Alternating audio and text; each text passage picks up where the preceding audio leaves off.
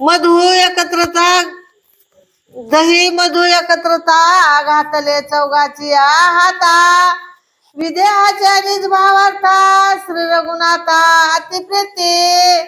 आणि मग चौघाच्याही म्हणले हातामध्ये जे काय बांधायचं कंकण बांधायचं होतं चौघालाही म्हणले एक चौघालाही एकच दोरा थोडक्यात घेतला. त्या एकाच्या चौघाच्याही हाताने कंकण बांधलेलं आहे. चौघाच्याही हाताला जनक राजाने धरलं आहे आते प्रीतीने आणि चौघालाही मान सन्मान देऊ लागलेला आहे. विपरीत वेद विधान दधी मधु प्राशी रघुनंदन निष्कर्माशी कर्पबंधन विस्मित जन सुरसिद्ध. आणि मग ज्यावेळेस जनक राजाने ज्यावेळेस श्रीरामप्रभूच्या हातावर मत दिलेलं आहे नंतर लक्ष्मी चौघाच्याही हातावर दिलेलं आहे आणि दिल्यानंतर म्हणले आता तुम्ही प्राशन करा. त्यांनी अतिशय आनंदाने प्रेमाने ज्यावेळेस खाले ते मत खाल्यानंतर बघितले जनक राजाने दिलेलं होतं. मग ते सुरवर देव सुद्धा नवल करून त्याला सुद्धा नवल वाटलं आश्चर्य वाटलं. आणि म्हणले श्रीरामप्रभूंनी जेवढं म्हणले यांना जे आदरात तिथे दिलं येतं ते सगळंच हा म्हणलं येतं आणि सगळंच खावलं येतं बघणाऱ्या सुद्धा आश्चर्य वाटू लागलेलं आहे. जनक म्हणे प्रतिग्रहाता प्रतिग्रहामिनी म्हणविते रघुनाथा विदेह सोडविले हंता प्रतिग्रहात सर्वासी. आणि मग जनक राजाचं कसं होतं की जनक राजा आहेत ते देही असून विदेही आहेत. मग विदेही परमात्मा म्हणजे परमात्मा सुद्धा कसा आहे विदेही आहे. मग जनक राजाचा आत्मा किंवा श्रीरामाचा आत्मा याच्यामध्ये काही सुद्धा फरक नाही. त्याच्यामुळे जनक राजाने जे जे काही उपचार केले किंवा जे जे काही खावायला दिलेलं आहे ते आनंदाने श्रीरामप्रभू प्राशन करू लागलेले आहेत. संकल्प सोडिता नरेंद्र दधी मधु सेविता रामचंद्र सुमेधा घाली तसे पैनीरा प्रक्षाळी कर श्रीराम. आणि ज्या वेळेस राजा दशरथाने जनक राजाने संकल्प सोडला म्हणले दही दूध मध हे सगळं ज्यावेळेस म्हणले दिलेलं आहे श्रीरामप्रभूंनी सर्वांनी अन्नाने खाल्लेलं आहे. आणि मग त्यांना हात धुण्यासाठी जे आहे सुमेधाने लगेच ऊन पाणी दिलेलं आहे. सनेची केले शुद्धाच्या मना सद्गुरु म्हणते सावधान नाही विलंब व्यवस्थान वेगे सुलग्न साधावे. मग त्यावेळेस वशिष्ठ गुरु म्हणून लागले हा तुमचं झालं का म्हणले मधुपर्क पूजा झाली. मग झाल्यानंतर आता म्हणले लवकर चूल भरा हा लवकर सजेवा म्हणले आता लग्न घटका लवकर आलेला वेळ थोडा फार उरलेला आहे. श्रीराम पद रीतीन पडे पूर्णता पाया पायी पायी मांडे दोन्ही सद्गुरु दोहीकडे वरुवाडे कोडे चालविले. मग श्रीरामप्रभूच्या एका साईडने विश्वामित्र आहेत दुसऱ्या साईडनं वशिष्ठ गुरु आहेत. दोन्ही साईडनं दोन सद्गुरू असणारे श्रीरामप्रभूच्या सोबत आहेत. आणि हळूहळू हळू एक एक एक एक पाऊल उचलून आता मंडपाकडे चौघई भाऊ निघालेले आहेत. गौरी हरी सीता सती गौरी हराते शिंपिते शिवासी श्रीरामाची प्रीती आला लग्नाशी भावनीशी. मग श्रीरामप्रभूच्या लग्नाला मग पार्वती आलेली आहे. मग पार्वती आली आहे पुढे फुलं टाकण्यासाठी. का पार्वतीला एवढे का प्रिय कारण श्रीरामप्रभूला जे आहे म्हणले महादेव असणारे प्रिय आहेत. श्रीरामप्रभू म्हणले महादेवाचं ध्यान करायचे शिव हरी ओम नम शिवाय ओम नम शिवाय आणि महादेव असणारा श्रीरामाचा जप. मग ही दोघांचंही जीव की प्राणी एकच आहे त्याच्यासाठी दोघेही आलेले आहेत. आणि पार्वती पुढे पुढे फुलं टाकू लागलेले आहेत आणि श्रीरामप्रभू चालू लागलेले आहेत. मुख्य मायांतपट तिशी श्रीरामे शेवट जनक निज भाग्य वरिष्ठ स्वैरश्रेष्ठ श्रीराम. आणि मग मुख्य असणारे काय ते मध्ये दोघा नवरा नवरीच्या मध्ये जे आंतरपट धरलेलं असतंय ती मायेचं असते म्हणजे नात्रायावरून करू लागले. मग ते मुख्य असणारी माया आहे त्या मायेचा आंतरपट धरलेला आहे मध्ये धरल्यानंतर मग तिथं सांगू लागले येतं कारण ज्या श्रीरामप्रभूचं जानकी सोबत लग्न होऊ लागलेलं आहे ते म्हणले जानकी तर धन्य आहे त्याच्याबद्दल काहीच नाही पण जनक राजा कितीतरी धन्य आहेत असं वर्णन नात्राया करू लागलेले आहेत. श्रीराम नामाचे नित्य स्मरण अंतपट निवारण श्रीराम नामाचे नित्य स्मरण अंतपट निवारण त्याशी अंतपाठ जाण धृती ब्राह्मण वेदार्थी. ज्या वेळेस नाही आंधळ वाचल्यावर लई चांगला आहे. आता आपल्याला ह्या संसारातून किंवा मायेतून मोहातून मुक्त व्हायचे तर त्या श्रमाचं ध्यान करावं लागतंय अतिशय किती एकाग्र चित्तानं की तन मन धन ज्यावेळेस श्रमाला अर्पण केलं त्यावेळेस म्हणजे आपणाला सुद्धा जी काही माया आडवी येणार आहे किंवा मोह आडवा येणार आहे तो नाहीसा होतो आणि त्या श्रमाचं ध्यान केल्यानंतर सर्वात मायेतून मोहातून मुक्त होतो आणि माणूस म्हणले मोक्षाला पावतो. पण त्या श्रमाच्या लग्नामध्ये आता तो म्हणजे जो मायेचा अंतरपट आहे तो अंतरपट डोलला. मग हे श्रीराम प्रभू सहजपणे का करून येतं कारण लौकिकासाठी का होईना जी पद्धत आहे त्या पद्धतीने सर्व काही चालू लागलेलं आहे. सुटावया देवाचे बंधन मुख्य सीताचे कारण तिचे सदावया सुलग्न रवी सावधान घडी राखे. मग श्रीराम प्रभू काय ऐकू लागले म्हणले कारण श्रीराम प्रभूंनी आता नियमानं अवतार कार्य जी केलेलं होतं कशासाठी देवाचं बंधन तोडण्यासाठी बर नवग्रहाची बेडी तोडण्यासाठी साधू संतांचं रक्षण करण्यासाठी सर्वांना आनंद देण्यासाठी. मग आता हीच पुढचं जे कार्य आहे पूर्ण पार पाडण्यासाठी आपणाला म्हणले सीतेसोबत लग्न केल्याशिवाय पर्याय नाही. आणि मग सीतेसोबत सुलग्न जी घटिका आलेली आहे त्याच्यासाठी श्रीराम प्रभू सीता सर्वजण म्हणले त्या मंडपामध्ये आलेले आहेत. घडी भरताची न लगे क्षण म्हणते नित्य सावधान सत्य सवेग चढे जीवन नाही व्यवधान शब्दाचे. मग तिथं जे म्हणले आता घटका आणि घटका आल्यानंतर म्हणले सगळे सावधान आहेत का सगळ्यांना अक्षर पोचल्या सगळं ज्यावेळेस गुरुवारे बोलू लागले आहेत म्हणले सगळे सावधान आहेत सगळे सावचित आहेत म्हणले आता काही वेळ राहिला नाही लग्नाला लागणार आहे. सांडा चौकीची चावटी महामौनी पाडा मिठी घटिका भरताय उठा उठी राहणीच दृष्टी सावधान. मग चौघीलाही त्यावेळेस सांगितले शतानंद मुनी म्हणून लागले तर चौघी म्हणले आता सावधान राहा म्हणले का मग आता तुमचं जी काही म्हणले समजा तुमच्या आता जीवनामध्ये जे आहे ती आता तुम्ही मुक्त नाही आता गृहस्थ आश्रमामध्ये प्रवेश केला त्याच्यामुळे बेसावध राहू नका तुम्ही सावधान व्हा असं त्या चौघींनाही सांगण्यात आलेलं आहे. अंतपट आहे ज्याशी आधी सावध करा त्याशी अक्षर निमेष श्वास श्वासाशी घडी वेगेशी भरताय.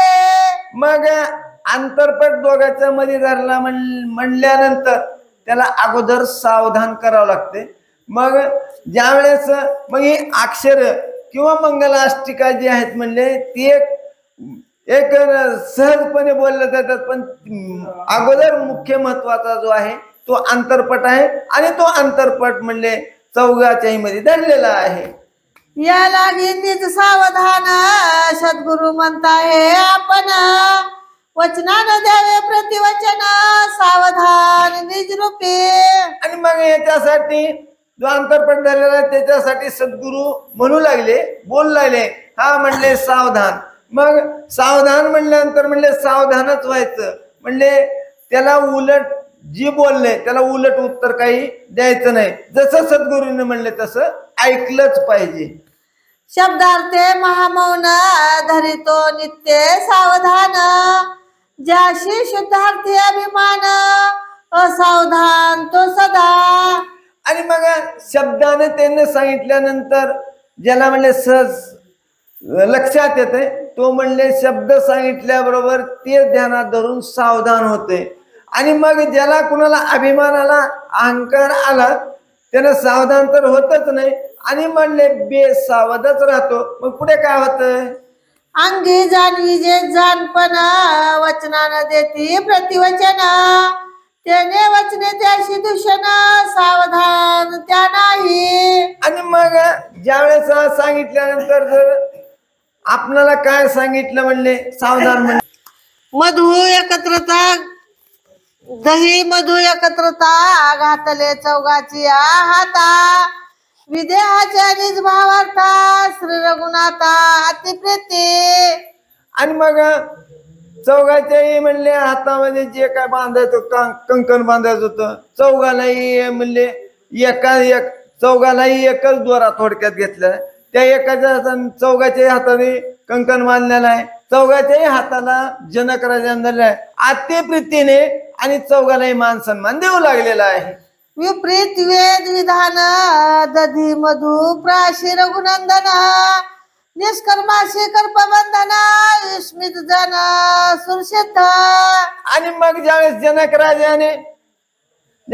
श्रीरामप्रभूच्या हातावर मत दिलेलं आहे, नंतर लक्ष्मी चौघाच्याही हातावर दिलेलं आहे. आणि दिल्यानंतर म्हणले आता तुम्ही प्राशन करा. त्यांनी अतिशय आनंदाने प्रेमाने ज्यावेळेस खाले ते मत खाल्यानंतर बघितले जनक राजाने दिलेलं होतं. मग ते सुरवर देव सुद्धा नवल करून त्याला सुद्धा नवल वाटलं, आश्चर्य वाटलं. आणि म्हणले श्रीरामप्रभूंनी जेवढं म्हणले त्यांना जे आदरात तिथे दिलं येतं ते सगळंच हा म्हणलं येतं आणि सगळंच खावलं येतं. बघणाऱ्या सुद्धा आश्चर्य वाटू लागलेलं आहे. जनक म्हणे प्रतिग्रहाता प्रतिग्रहामिनी म्हणविते रघुनाथा विदेश सोडविले हंता प्रतिग्रहात सर्वासी. आणि मग जनक राजाचं कसं होतं की जनक राजा आहेत ते देही असून विदेही आहेत. मग विदेही परमात्मा म्हणजे परमात्मा सुद्धा कसा आहे विदेही आहे. मग जनक राजाचा आत्मा किंवा श्रीरामाचा आत्मा याच्यामध्ये काही सुद्धा फरक नाही. त्याच्यामुळे जनक राजाने जे जे काही उपचार केले किंवा जे जे काही खावायला दिलेलं आहे ते आनंदाने श्रीरामप्रभू प्राशन करू लागलेले आहेत. संकल्प सोडिता नरेंद्र दधी मधु सेविता रामचंद्र सुमेधा घाली तसे पैनीरा प्रक्षाळी कर श्रीराम. आणि ज्या वेळेस राजा दशरथाने जनक राजाने संकल्प सोडला म्हणले दही दूध मध हे सगळं ज्यावेळेस म्हणले दिलेलं आहे. श्रीरामप्रभूंनी सर्वांनी अन्नाने खाल्लेलं आहे. आणि मग त्यांना हात धुण्यासाठी जे आहे सुमेधाने लगेच वरून पाणी दिलेलं आहे. सवेची केले शुद्धाच्या मना सद्गुरु म्हणते सावधान नाही विलंब व्यवधान वेगे सुलग्न साधावे. मग त्यावेळेस वशिष्ठ गुरु म्हणू लागले हा तुमचं झालं का म्हणले मधुपर्क पूजा झाली. मग झाल्यानंतर आता म्हणले लवकर चूल भरा हा लवकर सजेवा म्हणले. आता लग्न घटका लवकर आलेला वेळ थोडा फार उरलेला आहे. श्रीराम पद रीते न पडे पूर्णता पाया पायी पायी मांडे दोन्ही सद्गुरु दोहीकडे वरुवाडे कोडे चालविले.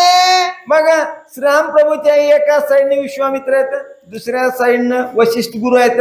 दोन्ही साईडनं दोन सद्गुरू असणारे श्रीरामप्रभूच्या सोबत आहेत. आणि हळूहळू एक एक एक एक पाऊल उचलून आता मंडपाकडे चौघे भाऊ निघालेले आहेत. गौरी हरी सीता सती गौरी हराते शिंपिते शिवाशी श्रीरामाची प्रीती आला लग्नाशी भावनिशी. मग श्रीरामप्रभूच्या लग्नाला मग पार्वती आलेली आहे. मग पार्वती आली आहे पुढे फुलं टाकण्यासाठी. का पार्वतीला एवढे का प्रिय? कारण श्रीरामप्रभूला जे आहे म्हणले महादेव असणारे प्रिय आहेत. श्रीरामप्रभू म्हणले महादेवाचं ध्यान करायचे शिव हरी ओम नम शिवाय ओम नम शिवाय आणि महादेव असणारा श्रीरामाचा जप. मग ही दोघांचही जीव की प्राणी एकच आहे. त्याच्यासाठी दोघेही आलेले आहेत आणि पार्वती पुढे पुढे फुलं टाकू लागलेले आहेत आणि श्रीरामप्रभू चालू लागलेले आहेत. मुख्य मायांतपट तिशी श्रीरामे शेवट जनक निसभाग्य वरिष्ठ स्वैरश्रेष्ठ श्रीराम. आणि मग मुख्य असणारे काय ते मध्ये दोघा नवरा नवरीच्या मध्ये जे अंतरपट धरलेलं असते ती मायेचं असते म्हणजे नातरायावरून करू लागले. मग ती मुख्य असणारी माया आहे त्या मायेचा अंतरपट धरलेला आहे. मध्ये धरल्यानंतर मग तिथं सांगू लागले येतं कारण ज्या श्रीरामप्रभूचं जानकी सोबत लग्न होऊ लागलेलं आहे ते म्हणले जानकी तर धन्य आहे त्याच्याबद्दल काहीच नाही पण जनक राजा कितीतरी धन्य आहेत असं वर्णन नातराया करू लागलेले आहेत. श्रीराम नामाचे नित्य स्मरण अंतपट निवारण श्रीराम नामाचे नित्य स्मरण अंतपट निवारण त्याशी अंतपाठ जाण धृती ब्राह्मण वेदार्थी. ज्या वेळेस नाही आंधळ वाचल्यावर चांगला आहे. आता आपल्याला ह्या संसारातून किंवा मायेतून मोहातून मुक्त व्हायचे तर त्या श्रमाचं ध्यान करावं लागतंय अतिशय किती एकाग्र चित्तानं की तन मन धन ज्यावेळेस श्रमाला अर्पण केलं त्यावेळेस म्हणजे आपणाला सुद्धा जी काही माया आडवी येणार आहे किंवा मोह आडवा येणार आहे तो नाहीसा होतो आणि त्या श्रमाचं ध्यान केल्यानंतर सर्वच मायेतून मोहातून मुक्त होतो आणि माणूस म्हणले मोक्षाला पावतो. पण त्या श्रमाच्या लग्नामध्ये आता तो म्हणजे जो मायेचा अंतरपट आहे तो अंतरपट डोललाय. मग हे श्रीराम प्रभू सहजपणे का करून येतं कारण लौकिकासाठी का होईना जी पद्धत आहे त्या पद्धतीने सर्व काही चालू लागलेलं आहे. सुटावया देवाचे बंधन मुख्य सीताचे कारण तिचे साधावया सुलग्न रवी सावधान घडी राखे. मग श्रीराम प्रभू काय कुलाले म्हणले कारण श्रीराम प्रभूंनी आता नियमानं अवतार कार्य जी केलेलं होतं कशासाठी देवाचं बंधन तोडण्यासाठी बर नवग्रहाची बेडी तोडण्यासाठी साधू संतांचं रक्षण करण्यासाठी सर्वांना आनंद देण्यासाठी.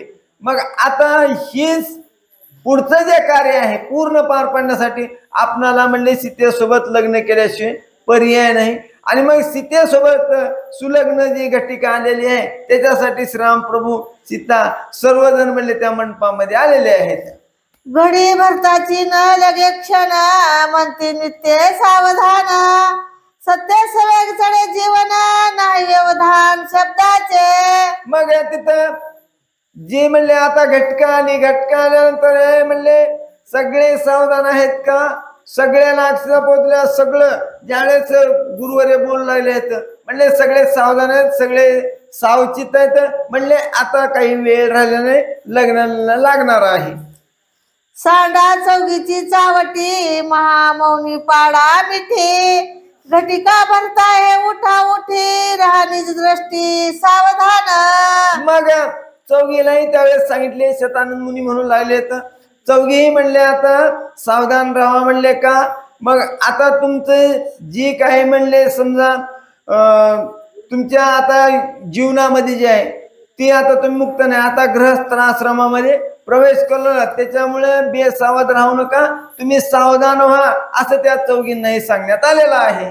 अंतपट आहे ज्यासी आधी सावध करा त्यासी अक्षर निमेष श्वासाशी घडी वेगेशी भरताय. मग अंतरपट दोघांच्या मध्ये धरला म्हणल्यानंतर त्याला अगोदर सावधान करावं लागते. मग ज्यावेळेस मग ही अक्षर किंवा मंगलाष्टिका जी आहेत म्हणले ती एक सहजपणे बोलल्या जातात पण अगोदर मुख्य महत्वाचा जो आहे तो अंतरपट आहे आणि तो अंतरपट म्हणले चौघाच्याही मध्ये धरलेला आहे. या लागी निज सावधान सद्गुरु म्हणताय आपण वचनानं द्यावे प्रतिवचन सावधान निज रूपे. आणि मग याच्यासाठी जो अंतरपट झालेला आहे त्याच्यासाठी सद्गुरु म्हणू लागले बोलू लागले हा म्हणले सावधान. मग सावधान म्हणल्यानंतर म्हणले सावधानच व्हायचं म्हणले त्याला उलट जी बोलले त्याला उलट उत्तर काही द्यायचं नाही जसं सद्गुरूने म्हणले तसं ऐकलंच पाहिजे. शब्दार्थे महामौन धरितो नित्य सावधान ज्याशी शुद्धार्थी अभिमान असावधान तो सदा. आणि मग शब्दाने त्यांनी सांगितल्यानंतर ज्याला म्हणले सहज लक्षात येते तो म्हणले शब्द सांगितल्याबरोबर ते ध्यानात धरून सावधान होते. आणि मग ज्याला कुणाला अभिमान आला अहंकार आला त्यानं सावधान तर होतच नाही आणि म्हणले बेसावधच राहतो. मग पुढे काय होतं अंगी जाणवी जे जाणपण वचनानं देती प्रतिवचन त्याने वचने त्याशी दूषण सावधान त्या नाही. आणि मग ज्यावेळेस सांगितल्यानंतर जर आपल्याला काय सांगितलं म्हणले सावधान म्हणले